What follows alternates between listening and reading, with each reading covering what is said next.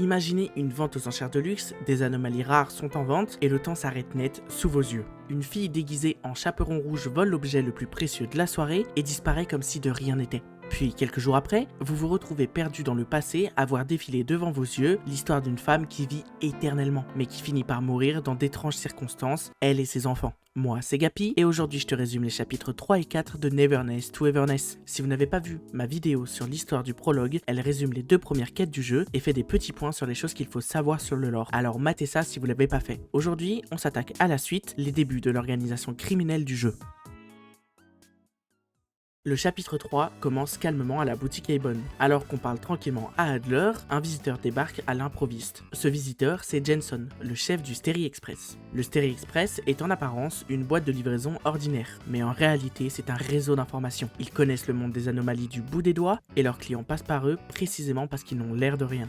Jensen vient avec une commission. Dans 2 jours, l'Ebisu Auction House organise des enchères privées sur invitation au Capet Grand Hotel. Des anomalies rares d'origine inconnue y seront mises aux enchères, sauf que le client qui a missionné le Sterry Express veut qu'ils y participent. Sauf que le Sterry, eux, ils ont besoin d'Esper Zero pour vérifier l'authenticité d'une anomalie en particulier. En échange de ça, 500 000 fonds et un droit de stationnement à vie au Sterry Express. Malgré le fait que Otori accepte la commission, elle impose sa présence si Esper collabore. Jensen accepte et on se rend au Sterry Express où nous sommes introduits à l'équipe. On a Ji-Yuan, l'informatrice, Hathor, la plus grande des livreuses, et ensuite Aniel et Ilika, les 2 livreurs gamins quoi. Après discussion, un problème se pose. Les enchères sont sur invitation uniquement, et une invitation ne couvre que 3 participants. Et on n'est plus de 3 vu qu'Otori s'est incrusté. La solution vient d'un des associés du Sterry qui possède une capacité de reproduction par capacité d'Esper.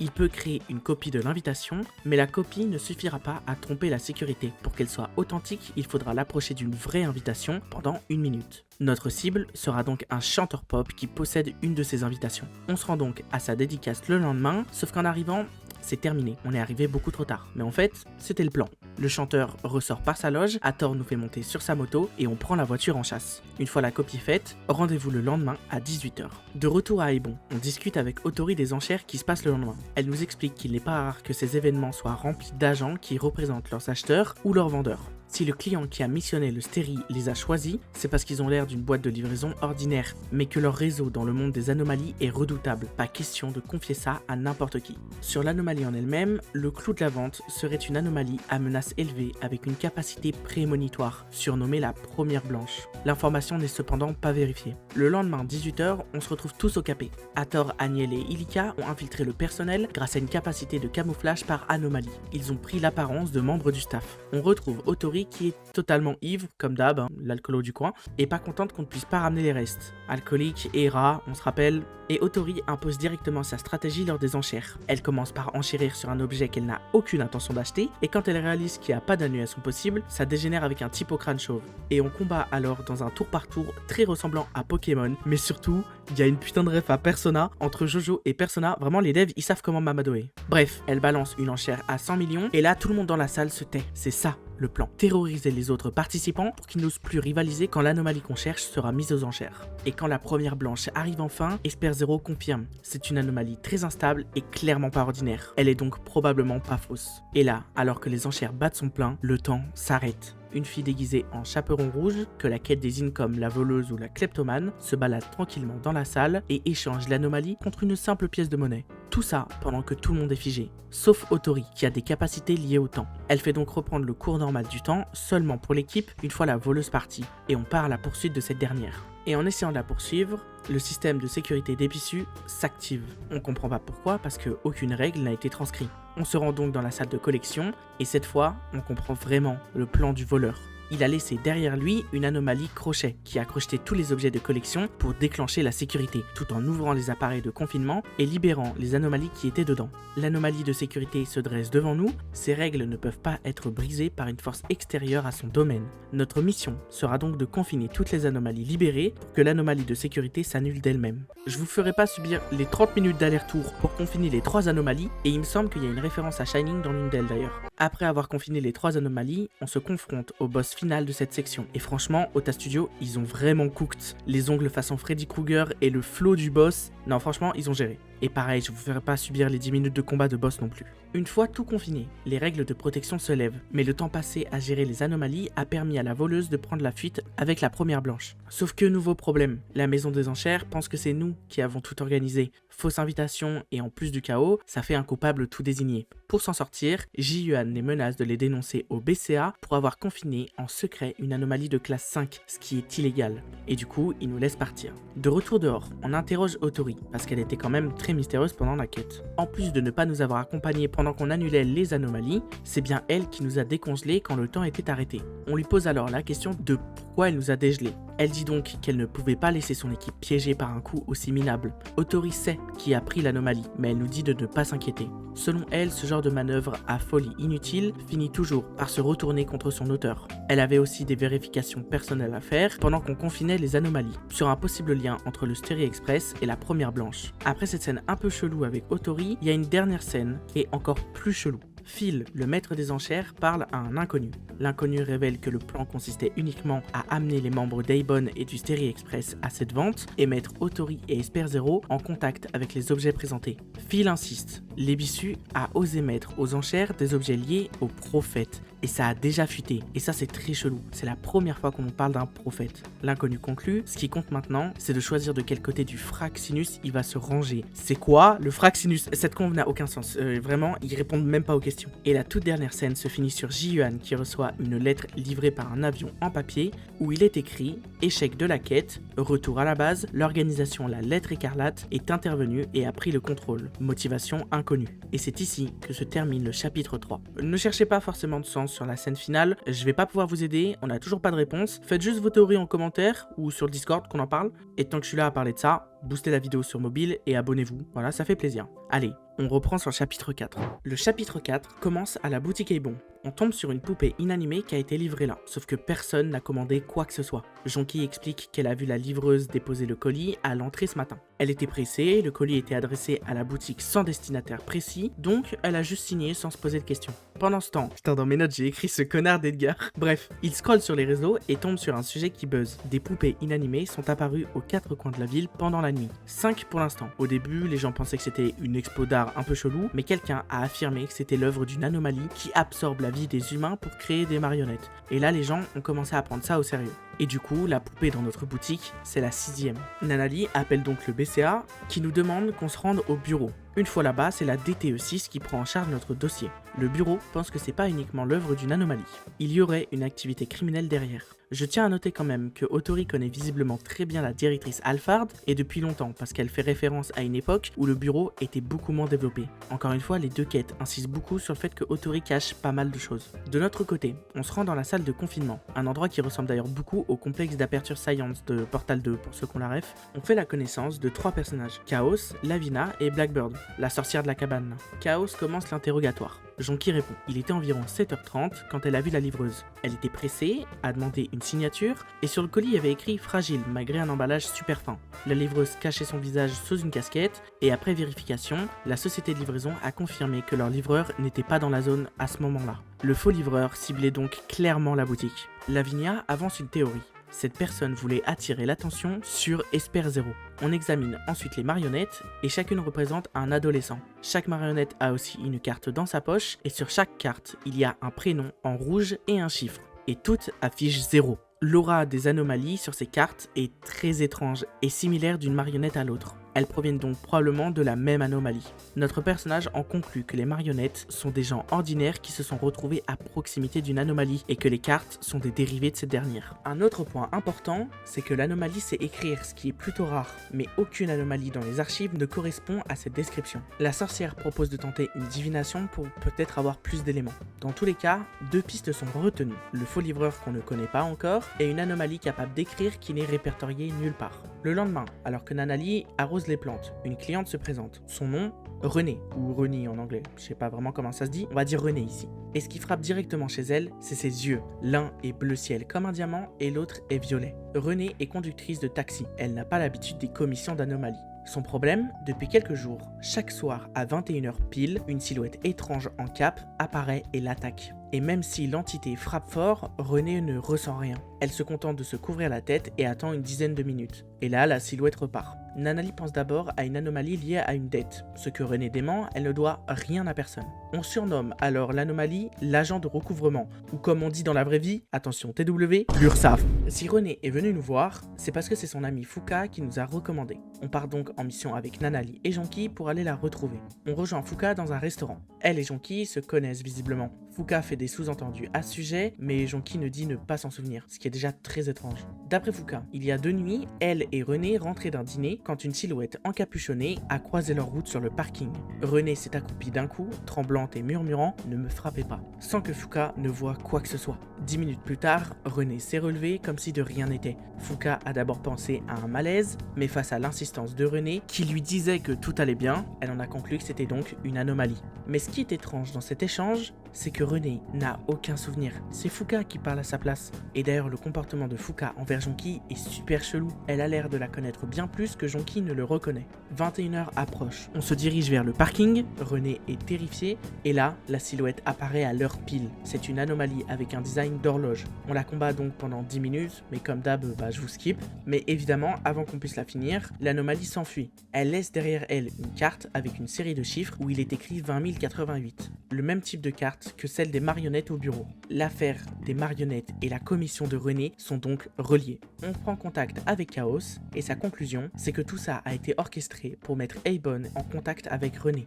Pendant qu'on réalise ça, Fuka a disparu. On se rend donc chez la sorcière avec Chaos pour faire le point. L'agent de recouvrement est très probablement une anomalie basée sur des règles. Ce type d'anomalies ont des schémas prévisibles et un ensemble complet de lois dans leur domaine. Impossible de les annuler par des méthodes classiques. La clé, c'est de comprendre ces règles. Quelqu'un a dû les comprendre avant nous et les utilise contre René. La sorcière propose donc une divination sur René. Ce qu'elle voit, c'est que son destin est prisonnier d'un néant. Puis elle mentionne avoir fait une divination similaire à une autre femme, Dolores, chef de la famille Constantine, qui affirmait n'avoir jamais vraiment vécu en disant que chaque jour était aussi vite que le précédent. D'après les rumeurs, Dolores était immortelle suite à un pacte pour une longévité illimitée. Mais la vie éternelle est une malédiction et la famille Constantine a disparu il y a à peu près 50 ans de cela. La sorcière dit qu'elle lui avait conseillé de donner avant de recevoir. Et après avoir entendu ces mots, Dolores était repartie plus apaisée. René fait le lien. Si les deux divinations se ressemblent, c'est peut-être parce qu'elles partagent le même destin.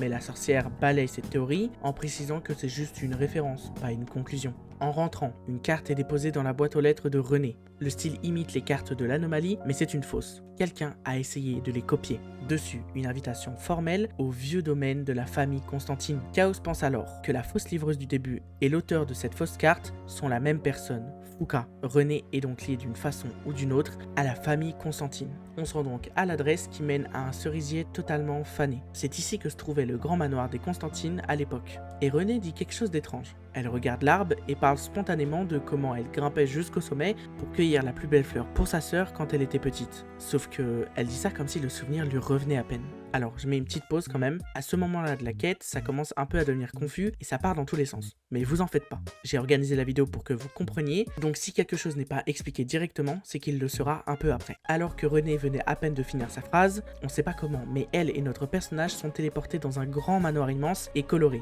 Le manoir est un royaume anormal, un espace géré par une anomalie. Pourtant, Nanali et Jonki, elles, se retrouvent dans une version différente de ce royaume. Le même manoir, mais en ruine, laissé à l'abandon depuis des années. De notre côté, et avec René, on explore le manoir en commençant par une petite salle fermée. Dans cette dernière, on tombe sur une scène. Une grande table avec des silhouettes fantomatiques qui miment un repas. Et une femme aux longs cheveux blancs avec une chandelle. Elle fixe notre personnage et s'exclame « C'est toi !»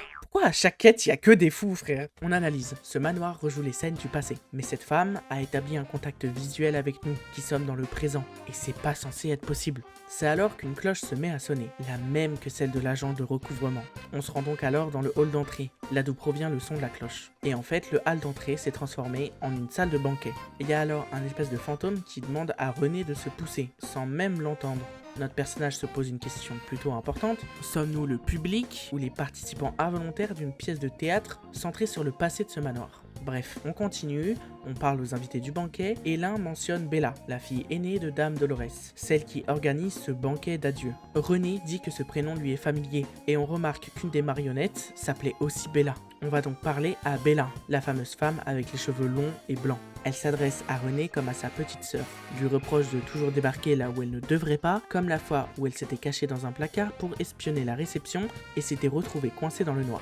René se souvient progressivement du souvenir que Bella décrit. Cette dernière lui dit alors qu'elle n'est pas vraiment sa sœur, elle n'est qu'une ombre liée à cet endroit, née du désir de René, qui attend depuis tout ce temps pour revivre cet instant. Le manoir est bloqué dans le passé, et pour en sortir, René doit confronter les choix qu'elle a fait autrefois, y compris ses erreurs. Notre personnage pose alors la question à cette silhouette, et elle répond que la vraie question à se poser c'est pourquoi est-ce qu'elle apparaît sous les traits de Bella, et que la réponse a toujours été dans le cœur de René. Bon, c'est bien, vu qu'on est en cours de philosophie, René commence alors à se souvenir. C'est sa sœur qui l'avait rattrapée quand elle était tombée de l'arbre. Vous voyez quand on parlait des fleurs de cerisier là? On parle de ça là. Une fois avoir fini de discuter avec Bella, elle a juste disparu.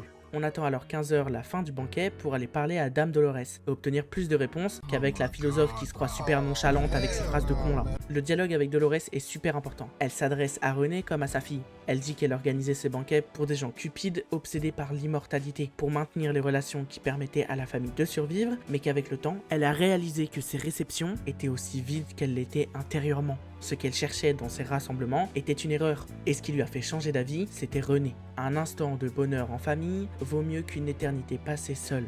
En fait, c'est une famille de philosophes, j'ai compris. Bella réapparaît et pose une question à René. Il vaut mieux une éternité de solitude ou un instant de bonheur? Est-ce que t'es heureux parce que ça dure un instant ou est-ce que ça dure un instant parce que t'es... J'arrête. René répond que si elle avait la vie éternelle, elle ne saurait même pas quoi en faire. Des jours sans sens, sans forme, sans but, et elle dit que c'est exactement pour ça que la vie éternelle est une malédiction. Pourtant, elle n'a toujours pas trouvé ce qu'elle désirait vraiment. Elle dérivait dans la vie à moitié endormie. René note quand même qu'elle n'a pas fait exprès d'oublier sa famille. Et Bella lui rétorque qu'elle a fait un choix autrefois, un choix qui lui a permis de revenir ici par elle-même, mais qui lui a aussi fait tout oublier, y compris sa propre famille. Pendant ce temps, du côté de Jonqui et Nanali, dans le manoir en ruine, les deux fouillent les lieux. Dans le bureau de Dolores, elle tombe sur une horloge, et pas n'importe laquelle. C'est l'agent de recouvrement, inactif. Sa cible unique, c'est René, et il ne s'active qu'à 21h. En fouillant un peu plus, elle trouve aussi 3 pages du journal de Dolores. Sur la première page, Dolores décrit ses souvenirs qui s'effritent, le vide glacé qui s'est installé au fil des siècles d'immortalité et que toutes ses relations humaines ont disparu une par une. Même ses invités ne viennent plus que par intérêt. Sur la deuxième page, un certain Cordelin lui a offert 7 marionnettes sculptées. Dolores se dit qu'elle voudrait une famille loyale, des marionnettes calmes et obéissantes, loin des gens du cercle qui jouent la comédie pour se rapprocher d'elle. Et là, c'est important. Pour ceux qui savent pas, le cercle, c'est une vieille organisation qui contrôlait le secret des anomalies avant que celui-ci ne soit rendu public, il y a 40 ans. Et Dolores en faisait donc partie. J'ai fait un short à ce sujet d'ailleurs si vous voulez en savoir plus sur le cercle. Bref, on reprend la narration. Sur la troisième page, Dolores décrit qu'un matin, une des marionnettes a pris vie. C'était Bella. Elle s'est réveillée uniquement pour servir Dolores. Les autres ont suivi progressivement. Et sur la quatrième et dernière page, Dolores décrit chacun de ses enfants réveillés. Bella qui gère la maison, Teresa qui a redonné vie à la cour avec des fleurs, Elliot le chef cuisinier, Albert qui déborde d'énergie, Yvette et sa passion de la couture, Irving le type calme qui aime lire, et enfin René, la dernière à qui elle réserve le rôle le plus singulier. Dans le bureau, Jonqui et Nanali trouvent aussi un registre avec tous les noms des enfants. Et à côté de chaque prénom, il y a un 0 écrit, sauf pour René, où il est écrit 20 088. Nanali fait le calcul. 20 000 jours, c'est à peu près 55 ans. La sorcière avait dit que la famille Constantine avait disparu il y a environ 50 ans, et si ces chiffres représentent une durée de vie, René aurait dû mourir avec sa famille. Mais pour une raison inconnue, elle est encore là. Elle aurait donc accumulé une dette de vie. L'agent de recouvrement ne lui réclame pas de l'argent, il lui réclame du temps. Et les marionnettes qui ont été éparpillées dans Hétéro, c'était les frères et sœurs de René, éliminés les uns après les autres par l'anomalie. Je savais que l'URSSAF ça trouait le cul, mais à ce point-là, damn. On retourne du côté de notre personnage et de René. Les deux entrent dans la pièce où se rejoue une scène du passé. Bella parle à Dolores. Cette scène est la clé pour comprendre tout ce qui s'est passé dans cette famille, alors soyez attentifs. Bella explique à leur mère que chaque jour passé auprès d'elle raccourcit leur durée de vie. Ils sont ses créations, prêts à tout donner, mais qu'à cause de la naissance de René, né d'un amour sincère et d'un besoin d'aimer de Dolores, un registre est apparu dans la maison avec leur nom et leur compte à rebours. Malgré tout ça, ils n'ont pas pu s'empêcher d'aimer Renée comme si elle faisait vraiment partie de la famille. Dolores répond simplement qu'elle demande à Bella de passer du temps avec Renée jusqu'à ce que la malédiction de Renée les détruise tous, et sans l'informer de tout ça, ce qu'elle accepte. Renée réalise qu'elle regardait la destruction de sa propre famille sans le savoir et se met à pleurer. Bella liste alors tout ce que ses frères et sœurs ont fait pour Renée. Tout ce qu'ils voulaient, c'était une famille harmonieuse pour leur mère. Ils n'ont pas pu s'empêcher d'aimer Renée malgré tout ça, mais face à la mort, même l'amour le plus sincère finit par s'user. Après avoir traumatisé sa sœur, Bella disparaît en invitant Renée à jouer à cache-cache. Ok,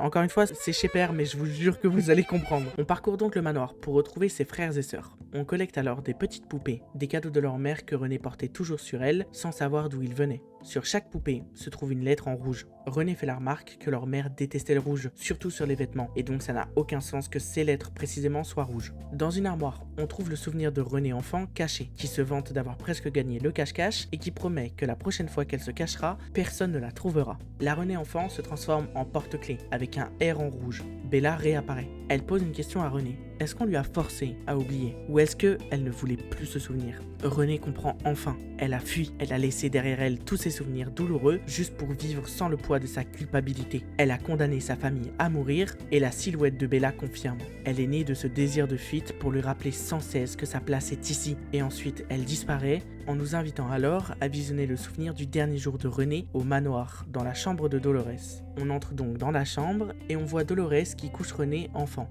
Renée pleure le roi tout-puissant, son grillon qui est mort. Elle pose la question à sa mère. Est-ce que nous aussi, nous mourrons? Dolores ne répond pas. Renée enfant brise alors le silence en disant qu'elle voudrait être avec sa famille pour toujours. Dolores lui raconte alors une histoire, celle d'une vieille menuisière dont les marionnettes prennent vie grâce à un simple baiser de bonne nuit. C'est clairement une métaphore de leur propre histoire. Dolores explique à Renée, sans le dire explicitement, pourquoi elle est différente de ses frères et sœurs. Elle n'est pas née d'un souhait intéressé, mais d'un amour pur et sincère que sa mère lui porte. Renée pose alors la question, quelle magie aurait utilisé la vieille menuisière? Dolores sourit et dit qu'il se fait tard. Alors je vais juste préciser parce que c'est précisé carrément plus tard dans la quête, mais la magie qu'elle a utilisée, c'est la capacité d'espère de Dolores. En fait, Dolores, sa capacité d'espère n'était pas de rester en vie éternellement, mais de donner la vie à des poupées. Bref, je continue. Renée ne veut pas dormir seule parce qu'elle a peur de ne plus revoir sa famille à son réveil. Dolores lui demande alors en quoi c'est bien d'être vivant et Renée répond que ce qui lui plaît le plus dans le fait d'être en vie, c'est de manger ensemble, jouer à cache-cache, écouter des histoires le soir. Et elle promet que quand elle sera grande, elle apprendra à conduire et emmènera tout le monde partout où ils voudront. Et c'est ici que le souvenir s'arrête. C'est la nuit de cette promesse que tout a basculé. Ce soir-là, Renée a indirectement demandé à sa mère de grandir plus vite en mentionnant ce rêve de pouvoir grandir plus vite et de devenir le taxi de la famille. Et Dolores, inconsciemment ou non, lui a donné le présent éternel en échange de sa vie. Le présent éternel, c'est une anomalie qui permet à son hôte de vivre en dehors du temps et des lois de la nature. Et c'est pour ça que le récolteur de dettes n'arrive pas à toucher Renée lorsqu'il l'attaque. Elle est insensible aux lois de la nature et donc à l'agent de recouvrement. Ce soir-là, alors que Dolores n'allait pas mourir grâce à l'anomalie, elle a préféré la donner à Renée, quitte à mourir à sa place. Renée s'effondre en larmes et Bella lui propose alors un marché. Pour se racheter et que sa famille lui pardonne de les avoir trahis et de les avoir, entre guillemets, maudits, elle demande à sa petite sœur de renoncer au présent éternel. Sauf que quelque chose cloche et notre personnage intervient pour dire à Renée de ne pas l'écouter. Sauf que Renée, elle est perdue, elle pleure et elle sait pas quoi faire. Notre personnage se glisse derrière Bella pour la menacer et farme Laura. Pourquoi on dirait juste l'image du mec là qui cache la bouche? Bref, et là, Bella se révèle. Elle n'est pas une ombre du passé, c'est une ennemie qui utilisait les hallucinations pour manipuler Renée depuis le début et lui soutirer le présent éternel. Tout ce que Renée a vécu dans le manoir, les scènes du passé, les reproches, la culpabilité, c'était faux. C'était des illusions taillées sur mesure à partir de ses propres souvenirs. L'impostrice emprisonne donc notre personnage et Renée, sous le poids de la manipulation, renonce au présent éternel.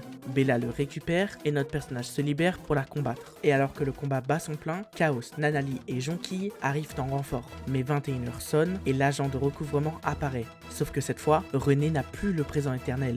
Elle n'est donc plus insensible aux attaques de l'agent. L'impostrice profite de ce moment pour capturer Jonquille et Nanali et appelle Jonquille sa sœur. Jonquille prononce le nom de Zenku, donc les deux se connaissent. Zenku profite de ce moment pour s'enfuir et blesser Jonquille. L'équipe se retourne alors contre l'agent de recouvrement pour protéger Renée. Bon, on combat l'URSAF du coup, mais je skip comme d'hab, vous n'avez pas envie de voir moi qui tape. Une fois l'agent de recouvrement vaincu, on fait le point. Zankou était un membre clé de la Lettre Écarlate, la même organisation qu'au chapitre 3. Sauf que dans un même temps, Zankou, que ce soit sous l'apparence de Fuka ou là à l'instant, a appelé Jonki comme sa sœur. Chaos convainc alors Jonki pour le lendemain, il veut une conversation à propos de la Lettre Écarlate, car Jonki a clairement des liens avec cette organisation. Bref. Après tout ça, on retourne à la boutique, sauf qu'on pose des questions à Jonki avant d'aller dormir. Elle nous explique que le pouvoir de Zankou lui permet de créer des hallucinations auditives et visuelles.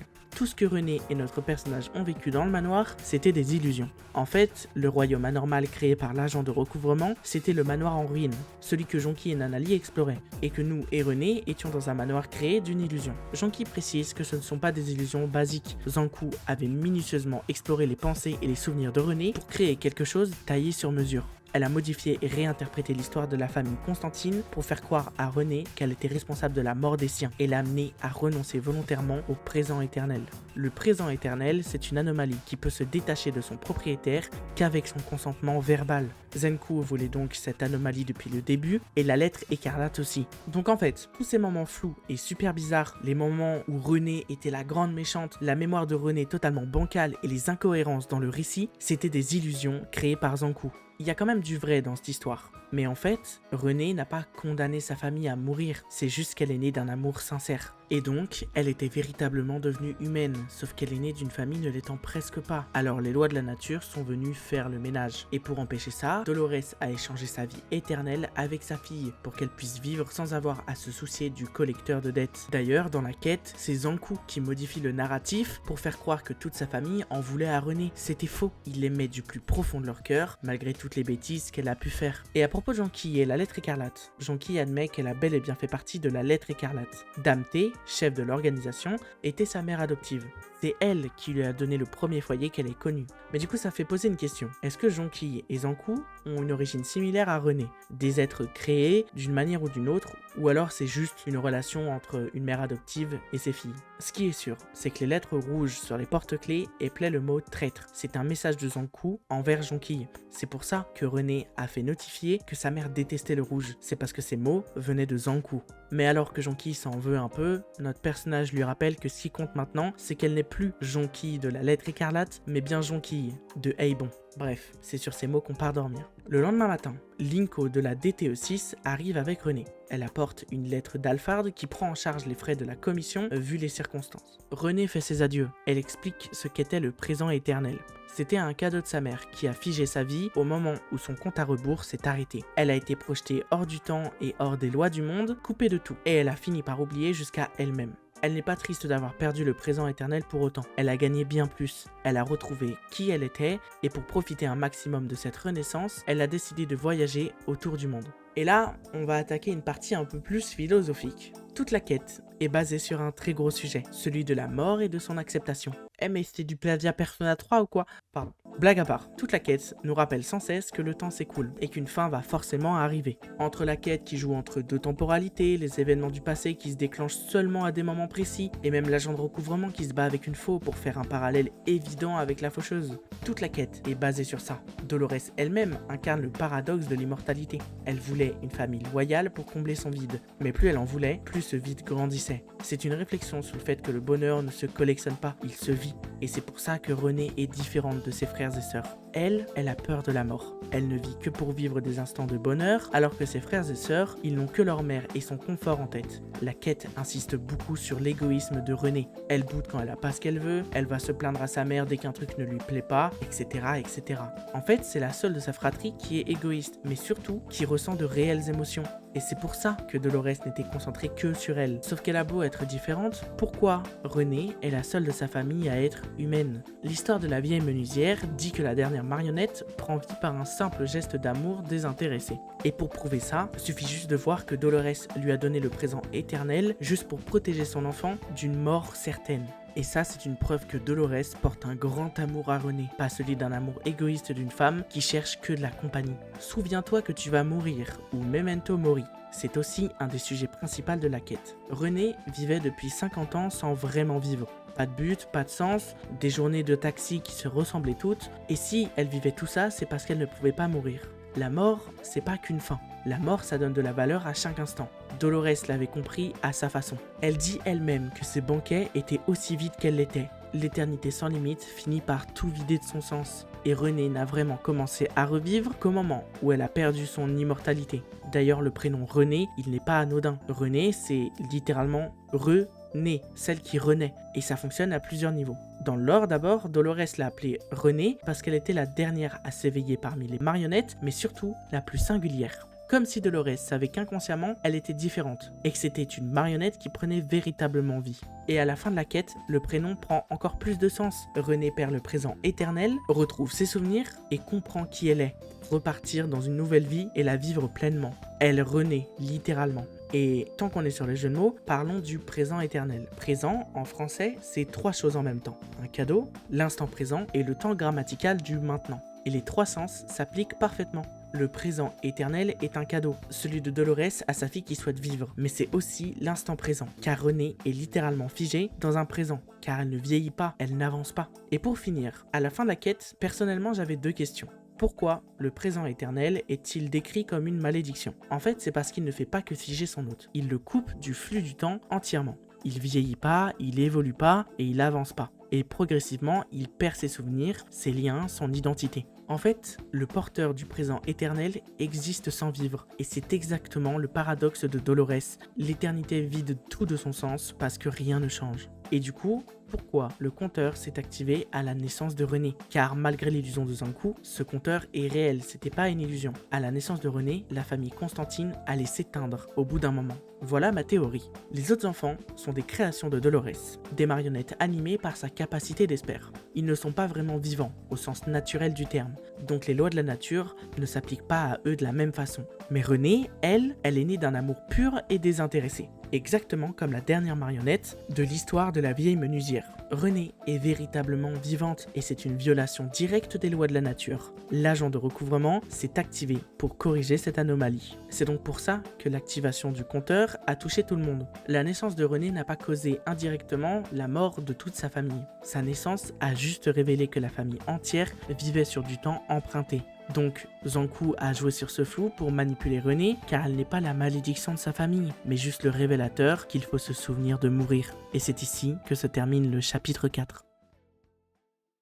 Ouf. Merci de m'avoir suivi les gars, ça a pris, là je regarde à ma gauche, je suis à 45 minutes de rec, je n'ai jamais fait une aussi grosse vidéo, mais franchement, ça valait le coup, la quête est vraiment cool, surtout la 4 elle est vraiment excellente. D'ailleurs si ces sujets de mort etc vous intéressent, allez jouer à Persona 3, ça parle de ça. Mais enfin, n'hésitez pas à vous abonner, vraiment c'est super important, ça me soutient de fou. Likez, boostez la vidéo sur mobile, ça aussi ça m'aide de fou furieux. Mettez des commentaires, si vous avez des questions, posez-les en commentaire. Peut-être que ma narration était pas très bonne, je sais pas, n'hésitez pas à me le dire en commentaire. Enfin, en tout cas, la prochaine fois qu'on se voit, c'est pour le résumé de la quête de la 1.1, ou alors c'est une autre grosse vidéo que je prépare. En attendant, prenez soin de vous et abonnez-vous pour plus de contenu autour de NTE.